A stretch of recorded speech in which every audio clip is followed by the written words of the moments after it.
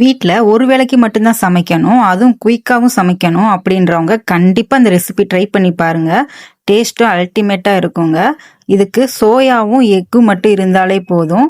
வாங்க எப்படி செய்யலான்ட்டு வீடியோக்குள்ளே போகலாம். அதுக்கு ஒரு பேன் எடுத்துக்கோங்க. அந்த பேனில் 3 ஸ்பூன் அளவுக்கு கடலெண்ணெய் சேர்த்துக்கோங்க.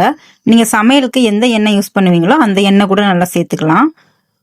நல்லா எண்ணெய் காஞ்சதுக்கு அப்புறமா 3 முட்டையை அதில் உடச்சி நான் ஊற்றிருக்கேன். ஸ்டவ் வந்துட்டு இந்த டைமில் மீடியம் ஃப்ளேம்லேயே வச்சுக்கோங்க.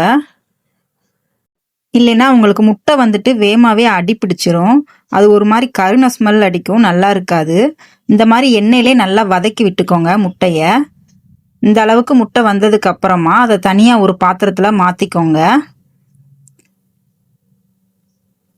நெக்ஸ்ட்டு அதே பேன்லேயே எண்ணெய் சேர்க்க வேண்டாம், அதிலே லைட்டாக எண்ணெய் இருக்கும்.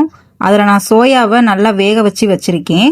அதை குட்டி குட்டியாக கட் பண்ணி சேர்த்துருக்கேன். அதை இதோட சேர்த்து நல்லா மிக்ஸ் பண்ணி விட்டுறலாம்.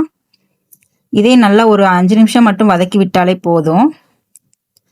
இந்த அளவுக்கு வதங்கினதுக்கு அப்புறமா அதையும் ஒரு பிளேட்டில் தனியாக மாற்றி வச்சுக்கோங்க. ரொம்ப வதங்கணும்னு அவசியம் இல்லை, லைட்டாக மட்டும் வதக்கினாலே போதும்.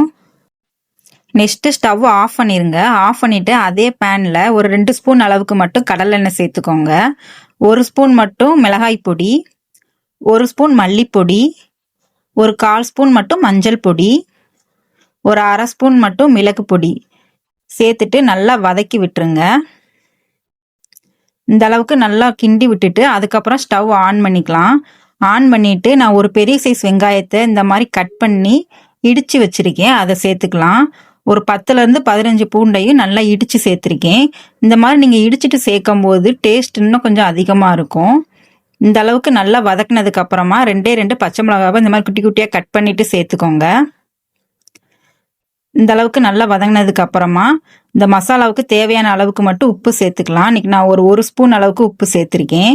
உப்பு சேர்த்து நல்லா வதக்கினதுக்கு அப்புறமா நம்ம வதக்கி வச்சிருக்கிற சோயாவை இதோட சேர்த்து ஆட் பண்ணிக்கலாம்.